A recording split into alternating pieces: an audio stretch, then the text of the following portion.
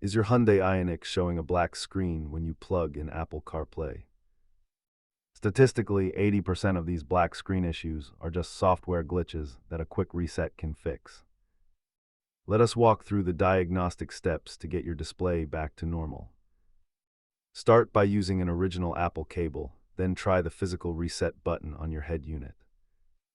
If the reset fails, check for a loose USB port, a pending iOS update, or outdated vehicle firmware. Try removing the vehicle from your phone's CarPlay settings and repairing as a brand new device. Most fixes are DIY, but if you have a dead head unit, you might need a professional inspection. A new cable is cheap, but replacing the entire infotainment unit is a significant investment. If you still have issues, use the official Hyundai update portal to ensure your firmware is current.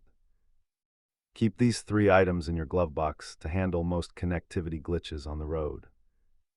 Remember, stay patient while troubleshooting, as these systems can be quite sensitive to minor connection issues. If this helped, hit subscribe for more Hyundai troubleshooting guides.